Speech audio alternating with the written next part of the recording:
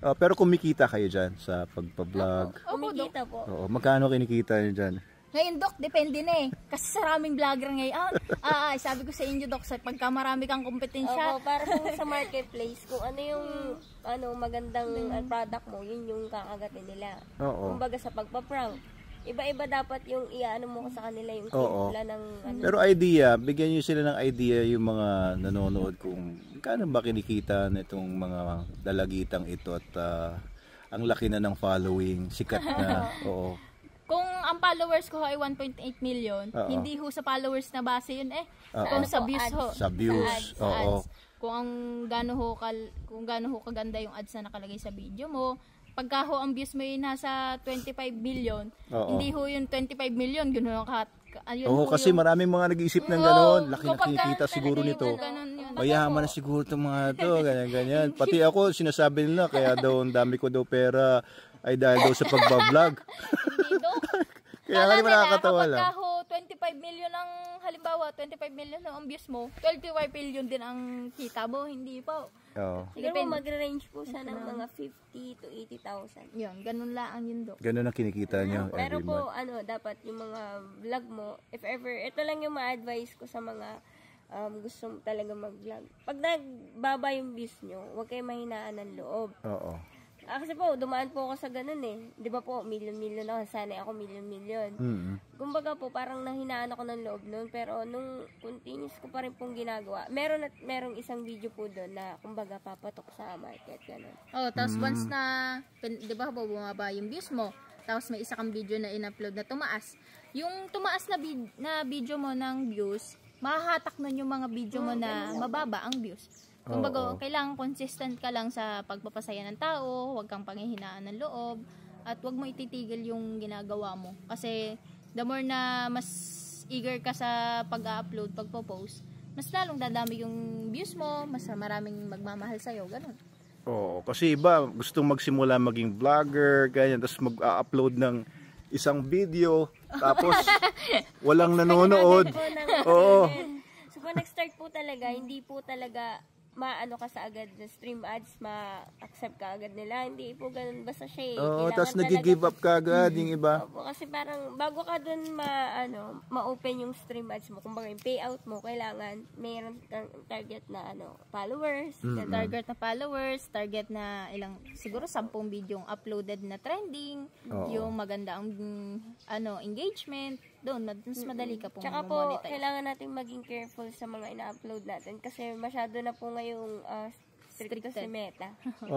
Madami na po, kahit yung mga anak natin na naglalaro mag-isa, na i-release natin, hindi po nila inaalaw yun, lalo na kung walang na-detect nila dangerous yung kumbaga sa playground, gano'n, sa swimming pool, gano'n po. Pag nagsiswimming mag-isa yung anak mo, tapos walang lifeguard, madedetect niya na kasi system pa yun, robot yung nag-aano. Kaya mahirap din po mag-appeal. Ilang araw din, hindi na nila yun yung isa sa nagiging problem po ng mga nagsisimulang vlogger ngayon. Magpo-post po sila ng isang video na marirestrict sila, tapos hindi po nila nagagawa ng action agad para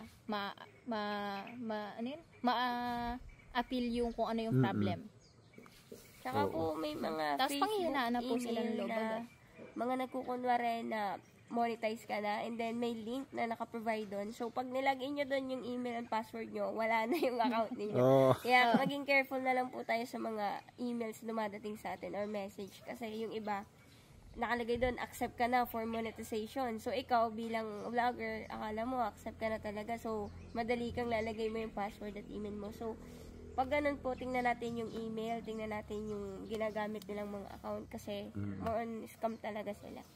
May mga ganun talaga. Mga iba Tapos meron din pong kumakalat sa Facebook na nagpapanggap na Meta, na sesendan ka ng mga parang restricted yung video mo, pero hindi naman restricted yung video mo, shinare yang nila. Tapos meron dong link na nakalagay na how to appeal, kung bakit ka na-restrict. Yun po yung isa sa scam. Kasi naranasan ko rin yun, Dok. na kuha nila yung FB ko, na-hack nila yung FB ko. Grabe Ang laking bagay lang talaga is 1 month yun bago nabalik. Basta, 1 month. Opo, basta ano, kakausapin mo lang talaga si Beta. Huwag mo siyang susukuan. Oo, pero Kasi dumating din sa point na sumusuko na kayo. Ayaw niyo, parang ayaw ko yun na mo mag-vlog. Oh, Dok, lalo na po nung nawala yung Facebook ko sa akin. Kasi 1 month din yung Dok.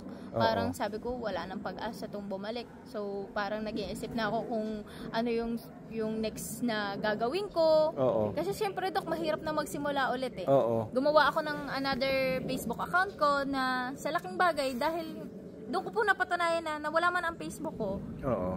May mga tao talagang solid na nagmamahal sa'yo. Kasi, Dok, siguro wala pang 1 month or... Oo nga, wala pang 1 month. Nag 100k followers agad ako eh. Oo. Ayos. Ayun. Doon mo mapapatunayan na mawala man sa'yo lahat, may mga taong mag-i-stay. Wah, hugot. Oo.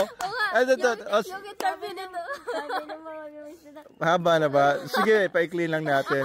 Yung interview nito, baka mga buhay. Hindi, kasi hindi, ibang angulo lang kasi to.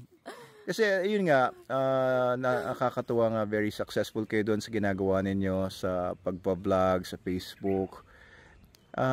Ito, gusto ko lang paano nyo ginagawa yung proseso? Paano kayo nag-iisip ng, ito, iba-vlog natin to, ito, ipa-prank natin, ganito. Pero minsan po, nakadepende talaga yun sa mood ng artist eh. Oo. Lalo na tatay namin, maligalig po yun. Oo. Kailangan nakabase kami sa kung ano yung mood niya, Dok.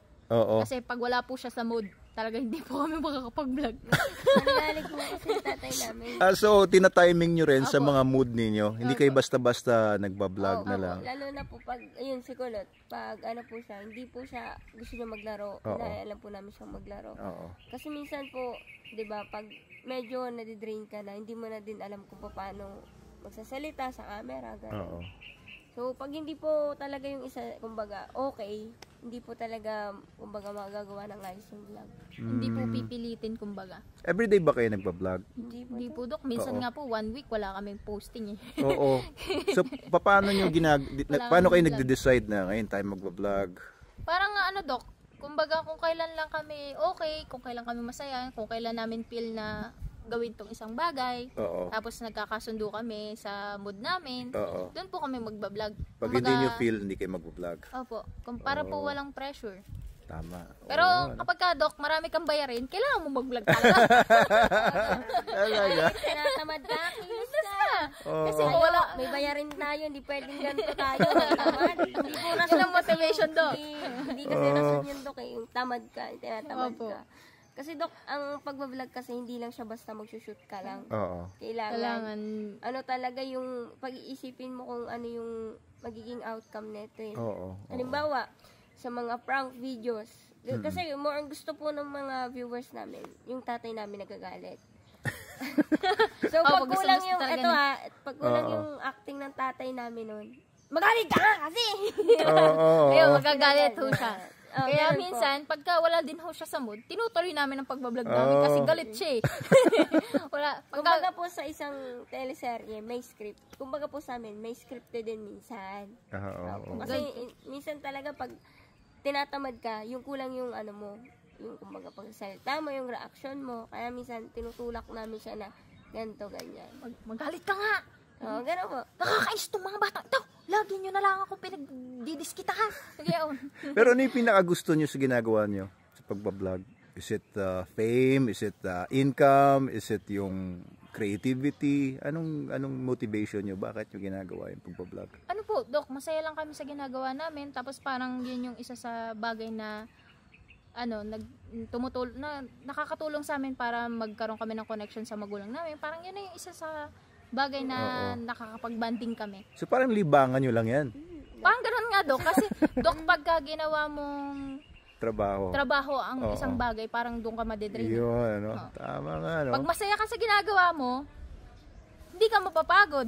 Di ba, Dok? Ikaw, masaya ka sa bahay. Alam nyo, kaya gusto ko sila mag-interview. Gusto ko makita kasi yung thought process nila. Kasi kilala ko lang sila bilang mga vlogger, napapanood ko sila sa mga vlogs nila. Pero this is something new, no? Na-interview na ba kayo na ganito?